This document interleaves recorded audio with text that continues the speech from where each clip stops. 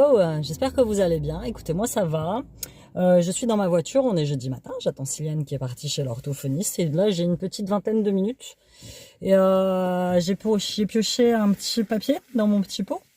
Mon petit pot de 2023 dans lequel je vous ai noté tout au long de l'année. Si vous ne savez pas, je vous en ai parlé dans plusieurs de mes vlogs. Sur lequel je vous ai noté mes réflexions de l'année, ce qui m'est arrivé, des choses sympas, pas sympas. Et là, je pioche un petit mot. Évidemment, j'ai vu ce qui était écrit dessus et du coup, ça m'a inspiré un petit vlog psycho pour aujourd'hui.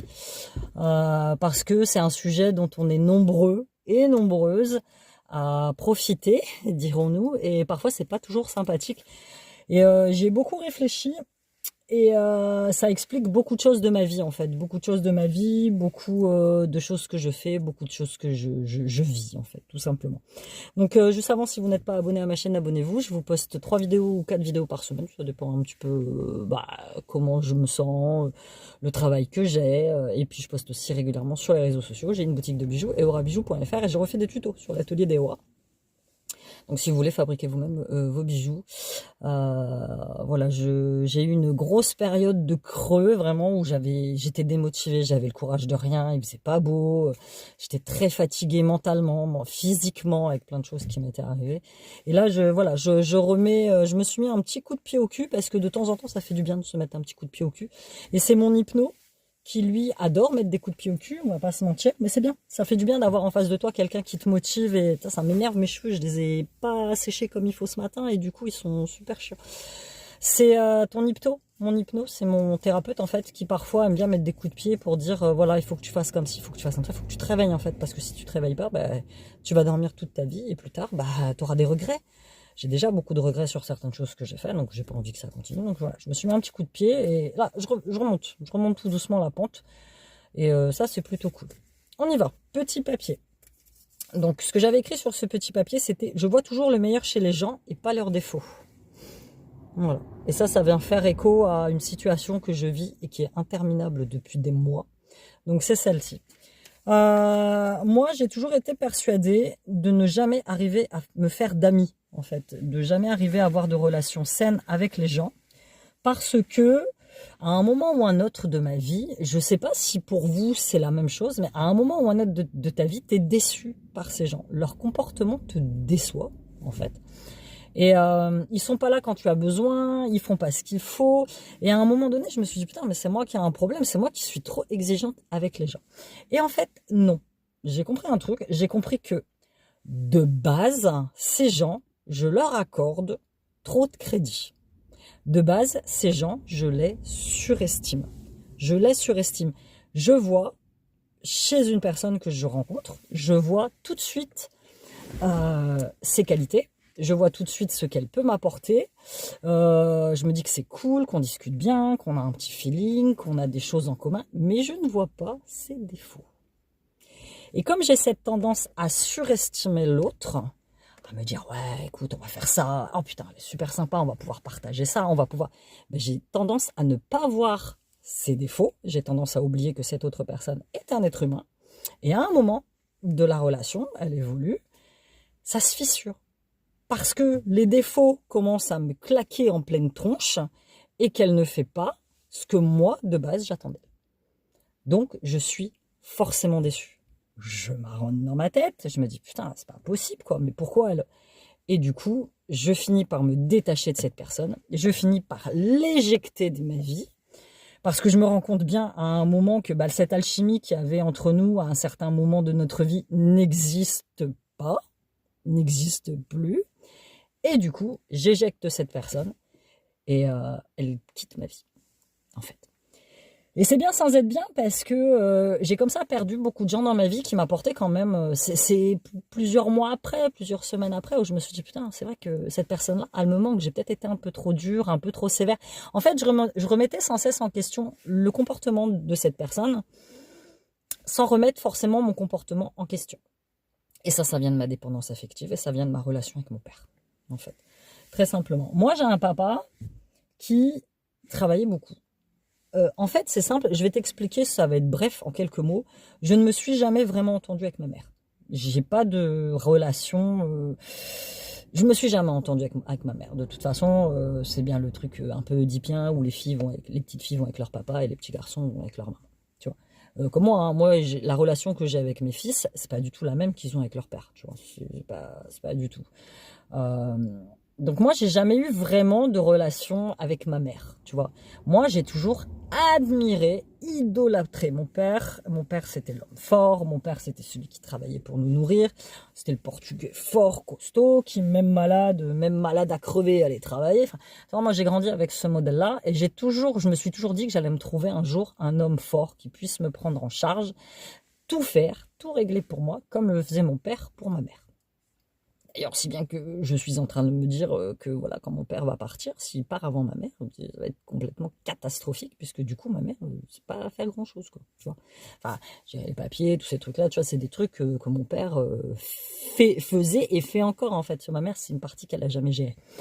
Donc, et moi, le souci avec mon père, c'est que du coup, je l'ai tellement idolâtré, tellement que j'ai été... en fait, il était tout ça, mais en même temps, émotionnellement, il était absent. C'est-à-dire que c'est un père qui était fort, costaud, machin, tout ça. Je l'ai jamais vu pleurer. Je l'ai jamais vu exprimer ses sentiments. Je l'ai jamais vu faire aucun geste, quasiment aucun geste d'affection à ma mère, ni à moi. Je l'ai jamais entendu me dire qu'il m'aimait. J'ai jamais entendu me dire qu'il était fier de moi. Que là, quand j'ai divorcé, la seule chose qu'il a su me dire, c'est assez bien, t'as su éjecter voilà. Mais tu vois, j'ai jamais eu de longues discussions avec mon père, j'ai jamais pu exprimer mes sentiments, tu vois, c'est tout ça qui fait que dans mes relations aux autres, j'en attends toujours trop. J'en attends toujours. Dès que je vois que l'autre est capable de me donner un petit truc, dès que un petit peu d'amitié, un petit peu d'attention, et ben je me colle trop, je pense, et du coup, fatalement, j'attends que cette personne me sauve ou fasse des choses pour moi, tu vois. Mais ça n'arrive pas, malheureusement. Et du coup, bah, le piédestal s'écroule et la personne me descend. Et c'est marrant parce que là, je t'en parle et j'évacue, en fait. J'évacue tout ça. Et du coup, je me suis documentée un petit peu, parce que comme tu sais, quand je te parle, j'aime bien me documenter. 10h15. J'aime bien me documenter sur le sujet et je suis tombée sur un gars sur YouTube qui, enfin c'est simple, il faisait une masterclass et c'était comment guérir de la blessure paternelle, en fait. Moi, j'ai une très grosse blessure à ce niveau-là. Moi, je te dis, j'ai eu un père qui était là, qui nous nourrissait, qui voilà, nous fournissait tout ce qu'on avait besoin, mais qui émotionnellement n'était pas là, en fait. Et c'est marrant parce que c'est marrant parce que tu reproduis ça dans tes relations. Moi, je me suis trouvé un gars, en fait, mon ex-mari était un père qui lui aussi avait des blessures. En fait, c'est simple, mon ex-mari a été abandonné par son père, tout petit. Donc du coup, c'est marrant, je me suis mise avec quelqu'un qui vivait aussi une blessure paternelle forte de son côté. Comme quoi, quand on dit,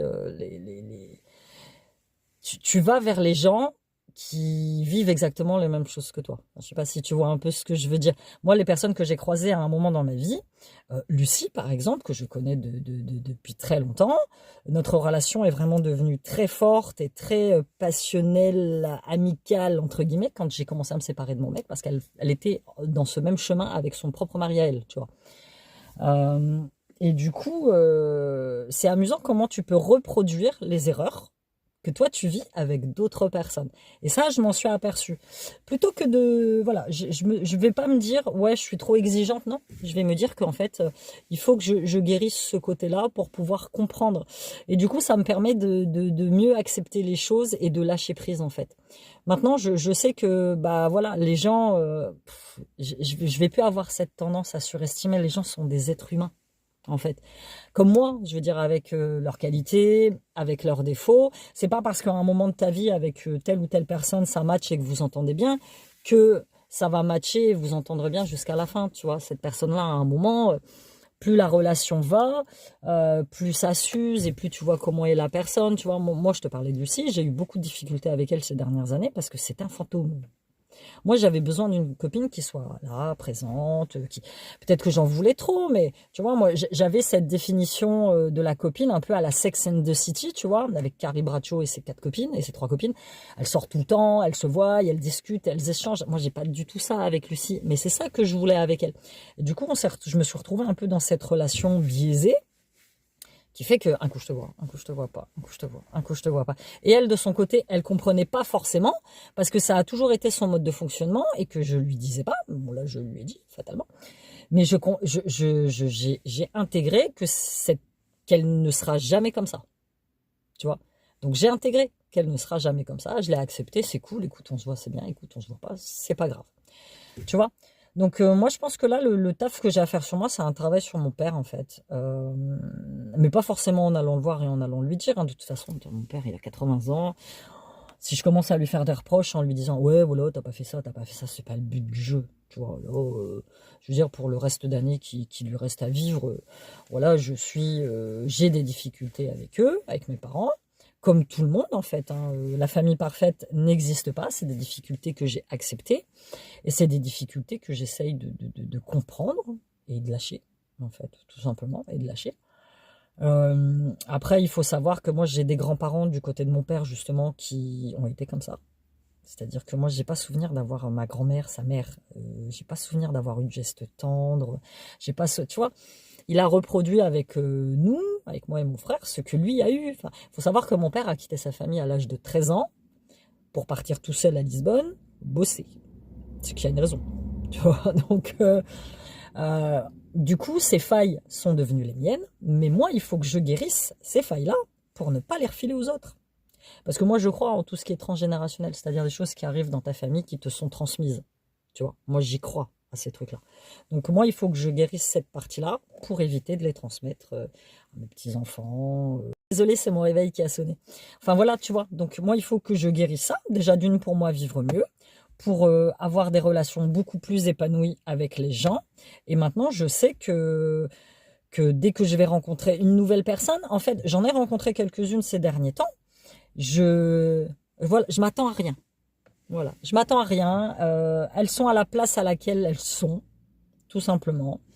Et je m'attends pas à ce que ces personnes fassent quoi que ce soit pour moi, et ces personnes ne doivent pas s'attendre à ce que je fasse quoi que ce soit pour elles.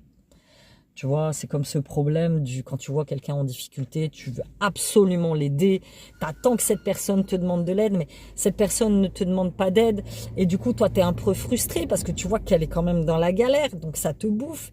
Lâche l'affaire. Moi, j'étais comme ça avant. Maintenant, même si je vois que la personne est en difficulté, je me dis que, voilà, si elle a besoin d'aide, si elle a besoin de quoi que ce soit, elle sait où je suis, elle a juste à m'appeler. Je ne devancerai plus le besoin des autres. J'ai fait ça pendant des années, juste avant, c'est limite, hein, juste avant que mon gamin ne tombe, je courais vers lui, je disais, attention, tu vas tomber. Tu vois, c'est le fait de devancer tous les besoins et tous les désirs des autres. C'est super destructeur, ne faites pas ça. Et moi, pendant des années, j'ai fait ça avec mes parents. C'est-à-dire que je travaillais très bien à l'école, j'amenais beaucoup de bonnes notes, je mettais la table avant que ma mère arrive, je faisais à manger, tout ça pour avoir une espèce de sentiment d'admiration, pas d'admiration, mais de reconnaissance. Voilà, de reconnaissance. J'ai cherché toute ma vie la reconnaissance de mon père et de mes parents. Alors l'hypno, je lui en ai parlé, il me dit, mais si ça tombe, ils sont très reconnaissants, ils vous admirent, mais ils ne vous le disent pas. Sauf que moi, tu vois, moi je suis quelqu'un qui a besoin d'entendre les choses. T'as des gens, ils n'ont pas du tout besoin, hein. Un peu geste suffit, ou un regard. Moi j'ai ce besoin je suis un peu comme saint Thomas, je ne crois que ce que je vois, et ben là c'est pareil, j'aurais besoin qu'on me le dise. Pourquoi? Aucune idée. Bah écoute, dis-moi toi, quelle impression te font cette petite vidéo psycho là sur ce que je viens de te dire. Dis-moi si tu vis exactement la même chose, si toi aussi tu as une blessure. Alors aujourd'hui on a parlé de la blessure paternelle parce que moi j'ai une blessure maternelle aussi, c'est pas ça, hein, mais sauf que la mienne, ma blessure paternelle est beaucoup plus forte. C'est beaucoup plus fort que ma blessure maternelle, donc c'est pour ça que j'en parle. Donc voilà, écoute, j'espère que tu as apprécié la vidéo, n'hésite pas à me partager tes sentiments dans les commentaires, ça m'intéresse, et puis on se retrouve très bientôt, bye bye.